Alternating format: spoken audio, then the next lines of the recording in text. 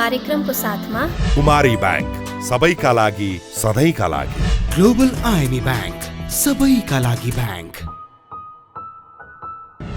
विश्वासितै अघि बढ्दै mega bank Nepal limited, Lakshmi bank लक्ष्य छ, लक्ष्मी बैंक छ, साङ्ग्रिला डेभलपमेन्ट बैंक लिमिटेड स्थानीय विकासको आधार, नेको इन्स्योरेन्स लिमिटेड बिमा गरौँ किस्ता तिरौँ, नेपालमै पहिलो बिमा योजना, prime life insurance company limited सुरक्षित भविष्य, Lumbini general insurance company limited ensuring risks for prosperity, Progressive Finance Limited, our business is to finance yours, NIBL Ace Capital, managing shares, managing investments.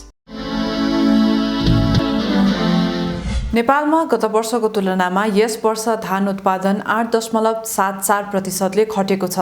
यस वर्ष 51,30,000 मेट्रिक टन धान उत्पादन भएको कृषि तथा पशुपक्षी विकास मन्त्रालयको तथ्याङ्कले देखाएको छ, जुन पछिल्लो 5 वर्ष यताकै कम हो। यस्तै सरकारले यस वर्षका लागि उखुको समर्थन मूल्य 590 रुपैयाँ तोकेको छ। किसानले भने उक्त मूल्यप्रति असन्तुष्टि जनाउँदै प्रति क्विन्टल 700 रुपैयाँ हुनुपर्ने माग गरेका छन्। साथै बीमा समितिले कोरोना बीमा दाबी भुक्तानी नभएसम्म निर्जीवन बीमा कम्पनीहरूलाई लाभांश वितरणमा रोक लगाएको छ।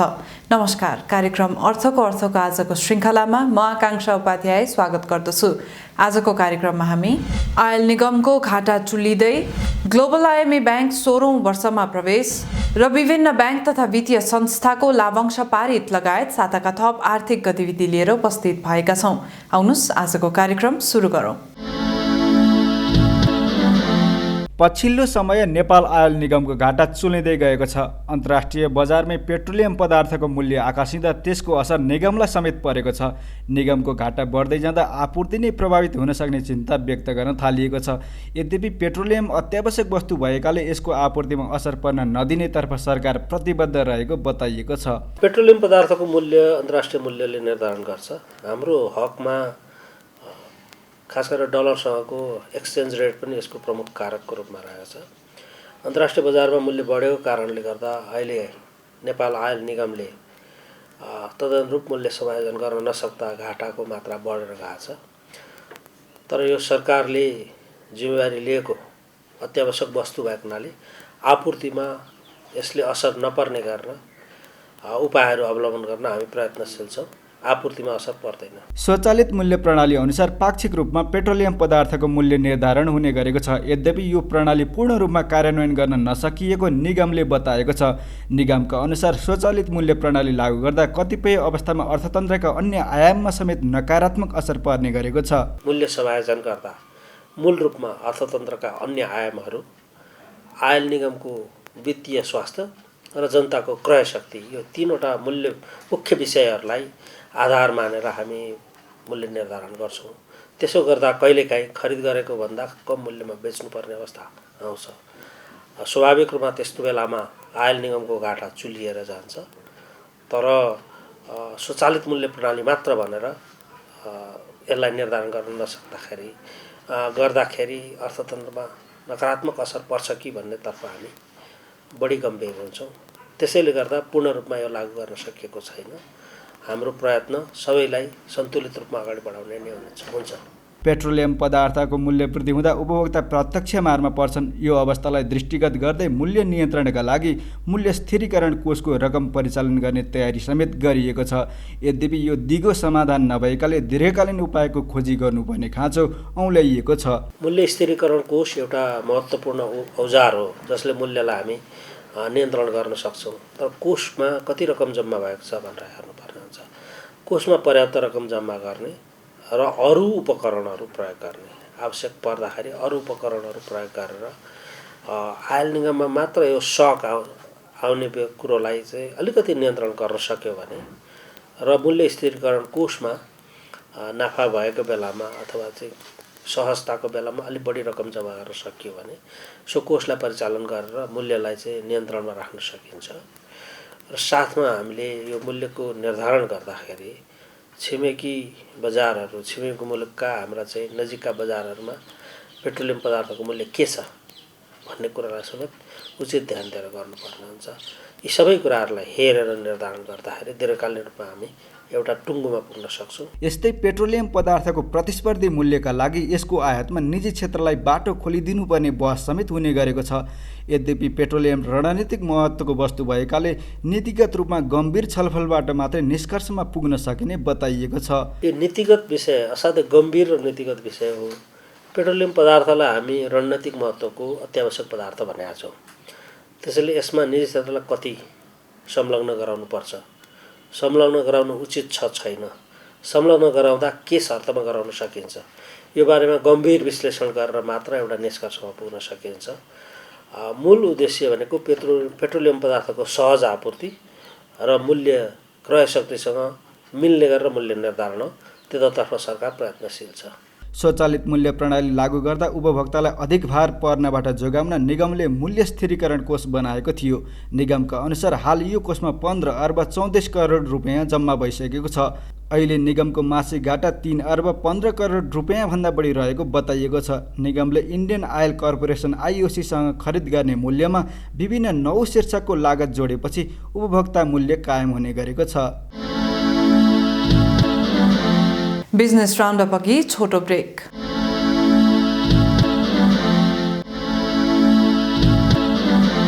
नेपालको आर्थिक वृद्धि तथा उत्पादनशीलताका लागि जापान सरकारले 10 अर्ब 39 करोड रुपियाँ ऋण सहायता उपलब्ध गराउने भएको छ। गत बुधबार बसेको मन्त्री परिषदको बैठकले सो सहायता स्वीकार गर्ने निर्णय गरेको हो। यस्तै नेपाल विद्युत प्राधिकरणले विद्युतको माग धान्न नसकेपछि भारतबाट 350 मेगावाट विद्युत आयात गरेको छ। प्राधिकरणका अनुसार हाल बिजुलीको माग बढेर 1650 मेगावाट पुगेको छ। साथै यातायात व्यवस्था विभागले आगामी 6 महिनाभित्र 7 लाख स्मार्ट लाइसेन्स छापिसक्ने दावी गरेको छ। थप आर्थिक सामग्री सहितको अबको प्रस्तुति बिजनेस राउन्डअप। ग्रोथ सेलर्सले कर्पोरेट क्षेत्रका विभिन्न व्यक्ति तथा संस्थालाई सम्मान गरेको छ। कम्पनीको भगिनी संस्था कर्पोरेट क्लबद्वारा शुक्रबार काठमाडौँमा आयोजित एक कार्यक्रममा विभिन्न व्यक्ति तथा संस्थालाई सम्मान गरिएको हो। कार्यक्रममा तिलगङ्गा आँखा प्रतिष्ठानका संस्थापक तथा कार्यकारी निर्देशक डाक्टर सुन्दुक रोहित, मुटुरोग विशेषज्ञ डाक्टर भगवान कोइराला र प्राध्यापक डाक्टर सुरेश राज शर्मालाई कर्पोरेट एक्सलेन्स अवार्ड प्रदान गरिएको हो। त्यस्तै लक्ष्मी ग्रुप अफ इन्डस्ट्रिजका अध्यक्ष Ganesh Bahadur Shrestha life time achievement अवार्डद्वारा सम्मानित भएका हुन्। विभिन्न विधामा अवार्ड पाउने अन्य व्यक्ति तथा संस्थाहरूमा बैंकर अनुपमा खुञ्जेली, उद्योगी Haribhakta Sharma, Nimbus holdings, Quest pharmaceuticals, Sasto deal, e Sewa र डिस मिडिया रहेका छन्। साथै hotel Soaltee, teach for Nepal, Kiran shoes, Butwal power company, Asian paints, Shikhar insurance र मुक्तिनाथ विकास बैंकले समेत अवार्ड पाएका छन्। हिमालयन बैंक लिमिटेडको आयोजनामा काठमाडौँमा 2 दिने गल्फ प्रतियोगिता सम्पन्न भएको छ। शनिबार सम्पन्न प्रतियोगिताका विजयीहरूलाई बैंक अध्यक्ष प्रचण्ड बहादुर श्रेष्ठ, बैंक सञ्चालक विजय बहादुर श्रेष्ठ, प्रमुख कार्यकारी अधिकृत अशोक राणा, बैंकका महाप्रबन्धक अनुप श्रेष्ठ साथै नेपाल गल्फ एसोसिएसनका प्रतिनिधिहरूले पुरस्कृत गरेका हुन्। I can only tell you that is a process. We are moving ahead and it will soon come to a resolution. Irrespective of the results, I can assure you as the chairman of Himalayan Bank that the affinity and the support for golf will be ongoing. Himalayan Bank has been encouraging the young golfers, and I'm sure we're going to make another special category to keep on continuing to encourage young golfers to play and participate in this tournament. So big round of applause to our young golfers, and let's see what the results are as well. उक्त प्रतियोगिता समापन कार्यक्रममा मुलुकका उद्यमी, व्यवसायी, banker लगायत 113 जना भन्दा बढीको सहभागिता रहेको थियो। प्रतियोगितामा पोखराका केही होटल र बुद्ध एयरले समेत सहकार्य गरेका थिए। नेपाल एसबीआई बैंक लिमिटेडको 28औं वार्षिक साधारण सभा सम्पन्न भएको छ। मंगलबार सम्पन्न सभाले शेयरधनीलाई 5.31% लाभांश वितरणको प्रस्ताव पारित गरेको छ। कोभिडको विषम परिस्थितिमा समेत बैंकले संस्थागत सामाजिक उत्तरदायित्वको सिद्धान्त अनुसार सामाजिक काम गर्दै आएको छ। Respected shareholders, your bank is also committed towards social well-being of the nation. As a part of the efforts to combat COVID-19, your bank has contributed 88,83,499.87 rupees under corporate social responsibilities in financial year 2020-21. An amount of 32,30,422.30 has also been contributed to Coronavirus Infection Prevention and Control Fund of Government of Nepal in order to support the nation to fight strongly against the pandemic. Respected shareholders, at present, Nepal's economy is showing visible signs of revival, and with the supportive government policies and regulatory prescriptions, we expect to have a favorable business scenario in the near future. Going forward, I would say that your bank has stood strong and taken the pandemic as an opportunity towards strengthening digital capabilities of the bank. 28 वर्षको यात्रामा यस ब्याङ्कले नेपालको banking क्षेत्रमा आफ्नै पहिचान स्थापित गरिसकेको छ। आगामी दिनमा सेवा सुविधामा सुधार र इनोभेसनलाई आत्मसात गर्दै सबल र दिगो रूपमा अघि बढ्ने रणनीति ब्याङ्कले लिएको छ। Our strategy will continue on focusing stable, long-term, low-cost deposits, expansion of retail advances to improve efficiency parameters and the market share, maintaining asset quality of high standard, developing innovative, competitive products, and improving delivery channels, restructuring business processes in the techno-driven environment, further strengthening the sophisticated risk management systems, ensuring high quality of customer service, and adopting best corporate governance practices. Our wholly owned subsidiary Nepal SBI Merchant Bank Limited has earned a profit of rupees 2.16 crore in financial year 2077-78, which is 110.61% growth over the last year's net profit after tax of rupees 1.02 crores, rendering corporate advisory, portfolio management, issue and sales management, as well as other capital market related services. कोभिडको प्रभाव कम हुँदै गर्दा पछिल्लो समय ब्याङ्कका वित्तीय सूचक पनि सकारात्मक बन्दै गएका छन्। यही अवस्था कायम रहे यस वर्ष ब्याङ्कको समग्र वित्तीय अवस्था राम्रो हुने अपेक्षा गरिएको छ। कोभिडको जुन प्रभाव लास्ट इयरको तुलनामा चाहिँ अलिक कम भएको र अर्थतन्त्र पनि अलिकति चलायमान हुँदै गएको अवस्थाले हेर्दाखेरि चाहिँ हाम्रो अहिले फर्स्ट क्वार्टरसम्मको रिजल्ट हामीले हेरिराख्दाखेरि चाहिँ लास्ट इयरको भन्दा अहिले धेरै चिजहरूमा चाहिँ हाम्रो फाइनेन्सियल रेसियोहरू इम्प्रुभमै देखिन्छ हैन। जस्तै हाम्रो नेट प्रफिट हेर्नुहुन्छ भने फर्स्ट क्वार्टरसम्म आउँदाखेरि करस्पोन्डिङ इयरको फर्स्ट क्वार्टर र अहिलेको कम्पेयर गरेर हेर्दा करिब 86% को ग्रोथ देखिन्छ। त्यस्तै हाम्रो इपिएस पनि 75% को ग्रोथ देखिन्छ हामीले कम्पेयर गरेर हेऱ्यौँ भने हैन। जस्तै समग्र रेसियोहरू लास्ट इयरको तुलनामा अहिले कोभिडको इम्प्याक्ट कम भएको हुनाले ब्याङ्कको राम्रो देखिन्छ र यो वर्ष यदि यही चिज रहिरह्यो भने इयर इन्डसम्ममा अथवा भनौँ न आउने दिनहरूमा चाहिँ अझ राम्रो हुन्छ भन्ने एक्सपेक्ट गर्न सक्छ। कोभिडको इम्प्याक्टबाट ब्याङ्क प्लस अरू हामीसँग आबद्ध भएका संस्थाहरू पनि बिस्तारै हट्दै गएको कारणले गर्दाखेरि ब्याङ्कको समग्र रेसियोहरू चाहिँ पोजिटिभै देखिन्छ। अहिलेकै यदि रेसियोमा जाने हो र यही सिचुएसन हामीले जसरी फर्स्ट क्वार्टरमा जुन हामीले एउटा रिजल्ट एचिभ गरेका थियौँ त्यही हिसाबले जाने हो भने हामीले एकदमै मतलब आशावादी भएर बस्न सक्ने अवस्था चाहिँ छ। यस्तै कोभिडका कारण ब्याङ्कको शाखा सञ्जाल विस्तार समेत प्रभावित भएको थियो। समय सहज बन्दै गएपछि यस वर्ष थप शाखा बढाउने गृह कार्यमा रहेको ब्याङ्क मर्जरको विषयमा समेत सकारात्मक रहेको बताइएको छ। कोभिडकै कारणले गर्दाखेरि धेरै जस्तो शाखाहरू खोल्ने प्लानलाई चाहिँ हामीले होल्ड गर्नमा राख्नु पर्यो हैन। अब यो वर्ष हामीले करिब 9वटा ब्रान्चहरू खोल्ने टार्गेटमा छ। त्यसमध्ये हामीले 3वटा ब्रान्चको त अलरेडी हामीले आइडेन्टिफाई गरिसक्यौँ लोकेसन पनि। त्यसमा बुढानीलकण्ठ, पुतली सडक, भद्रपुर ब्रान्च चाहिँ हाम्रो अलरेडी लोकेसन आइडेन्टिफाई गरेर अब त्यो कम्प्लिसनको प्रोसेसमा छ कन्स्ट्रक्सनको। त्यस्तै 6वटा नयाँ ब्रान्चहरू खोल्नको लागि हामीले नोटिस पब्लिस गरिसकेका छौँ। मर्जरको लागि म्यानेजमेन्ट पोजिटिभ भएरै हेरिरहेछौँ। इन्टरनल डिस्कसन पनि भइरहेको छ। तर लाइक माइन्डेड ब्याङ्कहरू भनौँ आफ्नो कल्चर म्याच हुने खालको ब्याङ्कहरूसँग इन्फर्मल अब म्यानेजमेन्टबाट हेर्ने डिस्कसन हुने भइरहेछ। हाल यस ब्याङ्कको चुक्ता पुँजी 9 अर्ब 49 करोड रहेको छ। बोनस सेयर वितरणपछि यो 9 अर्ब 82 करोडभन्दा बढी पुग्नेछ। चालु आर्थिक वर्षको पहिलो त्रैमासमा ब्याङ्कको खुद मुनाफा 37 करोड 29 लाख रुपैयाँ रहेको छ, जुन गत आर्थिक वर्षको सोही अवधिको तुलनामा करिब 86% बढी हो। ग्लोबल आयामी बैंक 16औं वर्षमा प्रवेश गरेको छ।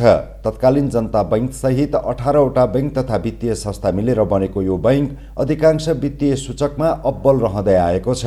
साथै डिजिटल प्रविधिमा फड्को मार्दै व्यवसायलाई थप उचाइमा पुर्याउने लक्ष्य बैंकले लिएको छ। डिजिटल जुन यो प्रविधिलाई पनि हामीले चाहिँ प्रायोरिटी दिएर भन्नाले आउने दिनहरूमा जस्तो हामी भनौँ न यो 2025 सम्म चाहिँ हाम्रो चाहिँ व्यवसाय को जुन साइज चाहिँ डबल गर्ने भनेर भनेको चाहिँ छौँ भने अब यसको जस्तो नाफ भनौँ न प्रफिट दिने रेभिन्यू पनि डबल गर्ने भनेका छौँ भने हाम्रो चाहिँ यो डिजिटलाइज गर्ने चाहिँ भइसकेपछि हाम्रो एक्जिस्टिङ म्यान पावरबाट नै हामी चाहिँ यो डबल साइजको चाहिँ बिजनेस गर्ने भन्ने हिसाबले हामीले चाहिँ काम अगाडि बढेको छौँ। नेपालको चाहिँ एउटा प्रविधि युक्त चाहिँ भन्नाले एउटा कमर्सियल ब्याङ्कको रूपमा चाहिँ हामीले ग्लोबल आइएमई ब्याङ्कलाई चाहिँ अगाडि बढाउने हिसाबले अगाडि लागिरहेको चाहिँ छौँ। हाल ग्लोबल आइएमई बैंकको शेयर धनी कोष 33 अर्ब 75 करोड, निक्षेप सङ्कलन 2 खर्ब 80 अर्ब र लगानीमा रहेको कर्जा 2 खर्ब 70 अर्ब रुपैयाँ पुगेको छ। 76 जिल्लामा 287 शाखा सञ्चालनमा रहेको यस बैंकमा 3200 भन्दा बढी कर्मचारी तथा 27 लाख भन्दा बढी ग्राहक आबद्ध छन्। एनएमई बैंक लिमिटेडको 26औं वार्षिक साधारण सभा सम्पन्न भएको छ। काठमाडौँमा बिहिबार सम्पन्न सभाले प्रस्तावित 15.8% लाभांश पारित गरेको छ। सभाले गत आर्थिक वर्षको नाफाबाट शेयर धनीलाई चुक्ता पुँजीको 12.5% बोनस र 3.3% नगद लाभांश पारित गरेको हो। बोनस शेयर वितरणपछि बैंकको चुक्ता पुँजी 18 अर्ब 36 करोड रुपैयाँ पुग्नेछ। बैंकले हालसम्म 4 पटक bank of the year Nepal अवार्डका साथै नेपाल बैंकिङ क्षेत्रमै पहिलो पटक bank of the Asia award समेत प्राप्त गरिसकेको छ। हामीसँग थप सामग्रीहरू बाँकी नै छन्, हामीसँगै रहनुहोला।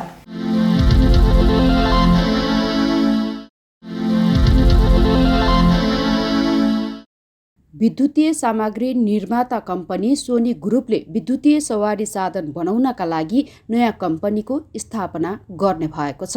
सोनीका प्रमुख कार्यकारी अध्यक्ष कोनिचिरो योशिदाले अमेरिकामा आयोजित CES प्रविधि सम्मेलनमा बोल्नुहुँदै जापानी कम्पनी सोनीले यही वर्षको मध्यतिरमा कम्पनी खोल्ने बताउनु भएको हो। पछिल्लो समय विद्युतीय सवारी साधनको बजार तीव्र रूपमा बढिरहेकाले कम्पनीले सन् 2022 को वसन्तमा सोनी मोबिलिटी इन्क लन्च गर्ने अध्यक्ष योशिदाले जानकारी दिनुभयो। सोनीले यसअघि नै विद्युतीय सवारी साधनको प्रोटोटाइप बनाएर परीक्षण समेत गरिसकेको छ। कोरोना भाइरसको प्रकोपका कारण अमेरिकामा जनवरी महिनामा मात्रै 3000 भन्दा बढी विद्यालय बन्द भएका छन्। अमेरिकामा पछिल्लो समय कोरोनाको सङ्क्रमण दर बढिरहेको छ। यही बुधबारसम्ममा अमेरिकामा 3229 विद्यालय बन्द गरिएको त्यहाँको सरकारले जनाएको छ। त्यहाँका स्वास्थ्य अधिकारीहरूले पछिल्ला हप्तामा अमेरिकामा कोरोना भाइरस बढिरहेकाले विद्यालयमा प्रभाव परेको बताएका हुन्। छिमेक लघुवित्त वित्तीय संस्था लिमिटेडको 20औं वार्षिक साधारण सभा सम्पन्न भएको छ। शुक्रबार हेटौँडामा सम्पन्न सभाले आफ्ना सेयरधनीका लागि 30% लाभांश पारित गरेको छ। विपन्न वर्गमा वित्तीय पहुँच पुर्याउन केन्द्रित यो लघुवित्त संस्था आफ्नो उद्देश्य अनुसार आशातीत प्रगति हासिल गर्न सफल रहेको छ। जीवन स्तर उठाउने उद्देश्यका साथ स्थापित यस वित्तीय संस्थाले आफ्नो उद्देश्य अनुरूप सन्तोषजनक प्रगति हासिल गर्न सफल भएको छ। समीक्षा अवधिमा वित्तीय संस्थाको चुक्ता पुँजी 1 अर्ब 50 करोडबाट वृद्धि भई रु 1 अर्ब 83 करोड पुगेको छ। सोही चुक्ता पुँजीका आधारमा आब 77-78 को मुनाफाबाट रु 49 करोड 41 लाख रुपियाँ बराबर अर्थात् 27% बोनस सेयर र रु 5 करोड 49 लाख रुपियाँ बराबर अर्थात् 3% नगद लाभांश बोनस सेयर र नगद लाभांश कर प्रयोजनका लागि समेत जारी गर्ने प्रस्ताव यस साधारण सभा समस्या स्वीकृतिका लागि पेश गरिएको छ। सदस्यहरूलाई चाहिँ यो सेवा दिने क्रममा भएको केही समस्याहरू छन् भने उनीहरूसँग यदि कर्मचारीको व्यवहारदेखि लिएर उनीहरूको चाहिँ गरेको आर्थिक पारदर्शिताका कुराहरूदेखि लिएर गरेको कारोबारहरूमा चुस्त दुरुस्त छ कि छैन र कुनै ठाउँमा समस्या परेछ भने उनीहरूलाई चाहिँ एउटा फोरम चाहिँ उपलब्ध गराउँछौँ। उनीहरूले आफ्नो कुराकानी राख्ने फोरम, त्यसमा हामीले एउटा चाहिँ ओपन फोरम पनि हुन्छ अनि अर्को चाहिँ हाम्रो ओपन फोरमको साथसाथै एउटा सेम्पलिङ गरेर एउटा चेकलिस्ट बनाएर छुट्टा छुट्टै सदस्यहरूलाई त्यहाँ लगेर त्यो उनीहरूलाई छुट्टा छुट्टै एउटा चाहिँ ठाउँमा राखेर व्यक्तिगत रूपमा पनि एउटा केन्द्रीय कार्यालयबाट जानुभएका प्रतिनिधिहरूले चाहिँ सदस्यहरूसँग सोध्ने चाहिँ व्यवस्था पनि राखेको हुन्छ र त्यसमा उनीहरूले भन्न नसकेको कुरा, ओपन रूपमा भन्न नसकेका कुरा पनि उनीहरूले छुट्टा छुट्टै रूपमा सोद्धाखेरि उनीहरूले चाहिँ आफ्नो कुरा राख्ने अवस्था पनि सिर्जना गरेका हुन्छौँ। चालु आर्थिक वर्षको पहिलो त्रैमाससम्ममा संस्थाले 68 जिल्लामा 192 शाखा सञ्जाल विस्तार गरिसकेको छ। वित्तीय क्षेत्रमा आफ्नै पहिचान बनाएको यस संस्थाले आफ्ना ग्राहकको व्यावसायिक तथा आर्थिक क्षमता विकासमा सघाउने कार्यक्रम समेत सुरु गरेको छ। आगामी 5 वर्षभित्र कम्तीमा प्रत्येक शाखामा एकवटा चाहिँ एउटा व्यावसायिक नमुना गाउँ कार्यक्रम भनेर अलि धेरै सदस्यहरूलाई समेटेर र सामूहिक रूपमा उनीहरूको व्यवसाय चाहिँ व्यक्तिगत रूपमै हुन्छ उनीहरूको, तर एउटै खालको प्रकृतिको व्यवसाय गराउन सकेको अवस्थामा चाहिँ त्यो ठाउँमा प्राविधिक सहयोगहरू पनि हामीले दिने। त्यो व्यवसाय गर्नुभन्दा अगाडि त्यो व्यवसायसँग सम्बन्धित तालिम, त्यो व्यवसायलाई चाहिँ उनीहरूको के अरे चाहिने चाहिँ अरू के जस्तो पशुपालन बाख्रा पालन भयो भने के अरे उन्नत जातको बोयर जातको बोकाहरू उपलब्ध गराउने, या चाहिँ भैँसी पालन छ भने उन्नत जातको चाहिँ ब्याडी राँगाहरूको व्यवस्था गराउने, कृषिको लागि छ भने चाहिँ तपाईँको तरकारी खेतीको लागि चाहिँ उपकरणहरू, बिउ बिजनहरू र साथै तालिम, यो सबै लगायत उनीहरूलाई चाहिने के अरे पशुपालनको सेक्टरमा छ भने बिमाका कुराहरू, त्यसपछि गएर उनीहरूलाई विभिन्न रोगसँग प्रतिरोधी भ्याक्सिनहरूका कुराहरू र सँगै एउटा कृषि प्राविधिक समेत एउटा प्राविधिक लगायत सम्पूर्ण एकीकृत रूपमा चाहिँ उनीहरूलाई चाहिँ त्यो व्यवसायलाई संरक्षण दिँदै व्यावसायिक रूपमा अगाडि बढाउने चाहिँ हामीले लक्ष्य राखेका छौँ।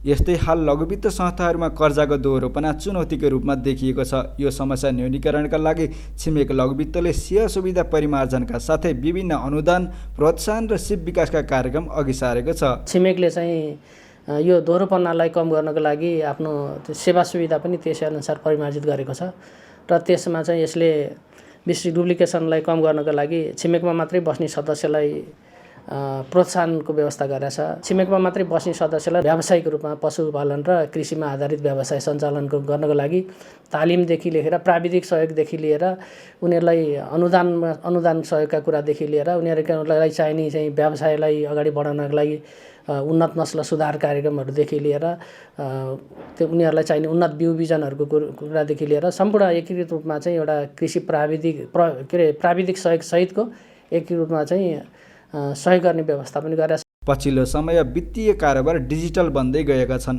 यो परिस्थितिमा सेवाग्राहीको सुविधाका लागि यस लघुवित्तले पनि डिजिटलाइजेसनलाई बढावा दिएको छ। अबको हाम्रो लक्ष्य भनेको डिजिटल प्रविधिमा जोड दिने रहेको छ र त्यसमा चाहिँ हाम्रो योभन्दा अगाडि अहिलेसम्म हामीले गरेको चाहिँ ई सेवाको प्लेटफर्म प्रयोग गरेर चाहिँ क्युआर कोड सहितको स्मार्ट डिजिटल चाहिँ परिचय पत्र हामीले उपलब्ध गराएका छौँ सदस्यहरूलाई र आगामी अब सायद यसै वर्षमा नै हामी सुरु गर्छौँ होला मोबाइल ब्याङ्किङ र यसमा मोबाइल ब्याङ्किङ लगायत अब विभिन्न खालको उनीहरूले आफ्नो के अरे इन्स्टलमेन्ट चाहिँ आफैले तिर्न सक्ने व्यवस्था अहिले चाहिँ ई सेवाको प्लेटफर्म प्रयोग गरेर आफैले मोबाइल ब्याङ्किङ लिएकाहरू सदस्यले त्यो क्युआर कोड चाहिँ रिड गरेर पठाउन सक्थे या चाहिँ उनीहरूले चाहिँ अन्य ई सेवाको एजेन्टहरूकोमा गएर गर्थे भने अब चाहिँ उनीहरूले डाइरेक्ट नै आफैले किस्ता तिर्ने व्यवस्था पनि दिने लक्ष्य पनि राखेका छौँ। हाल छिमेक लघुवित्तको चुक्ता पुँजी 1,83 करोड रुपियाँ रहेको छ। सभाले पारित गरेको बोनस सेयर वितरणपछि यो 2,34 करोड 41 लाख रुपियाँ पुग्नेछ। चालु आर्थिक वर्षको पहिलो त्रैमाससम्ममा संस्थाको निक्षेप सङ्कलन 23,57 करोड र लगानीमा रहेको कर्जा 26,16 करोड रुपियाँ रहेको छ। युवा तथा साना व्यवसायी स्वरोजगार कोषले बेरोजगार युवालाई सिप सिकाएर उद्यमी बनाउन प्राविधिक शिक्षा तथा व्यावसायिक तालिम परिषद CTE-VT पुँजी उपलब्ध गराउने भएको छ। यस सम्बन्धमा कोष र CTE-VT बीच बिहिबार सम्झौता भएको छ। सम्झौता पत्रमा कोषका कार्यकारी निर्देशक विश्वमोहन अधिकारी र सिटिभिटीका सदस्य सचिव जीव नारायण कार्कीले हस्ताक्षर गर्नुभएको छ। सम्झौता अनुसार सिटिभिटीले बेरोजगार युवालाई तालिम दिएर सिपयुक्त जनशक्ति तयार गर्नेछ। यी थिए आजका प्रस्तुतिहरू। थप आर्थिक गतिविधिका लागि हाम्रो अफिसियल वेबसाइट www.arthakatha.com लगइन गर्न सक्नुहुनेछ। आजको निर्धारित समय सकिएको छ। म लगायत सम्पूर्ण युनिटलाई बिदा दिनुहोस्। नमस्कार। यस कार्यक्रमको साथमा कुमारी बैंक, सबैका लागि सधैँका लागि। ग्लोबल आइएमई बैंक, सबैका लागि बैंक। विश्वासितै अघि बढ्दै mega bank Nepal limited. Lakshmi bank, लक्ष्य छ, लक्ष्मी बैंक छ। साङ्ग्रिला डेभलपमेन्ट ब्याङ्क लिमिटेड, स्थानीय विकासको आधार। नेको इन्स्योरेन्स लिमिटेड, बिमा गरौँ किस्ता तिरौँ, नेपालमै पहिलो बिमा योजना। Prime life insurance company limited, सुरक्षित भविष्य। Lumini General Insurance Company Limited, ensuring risks for prosperity. Progressive Finance Limited, our business is to finance yours. NIBL Ace Capital, managing shares, managing investments.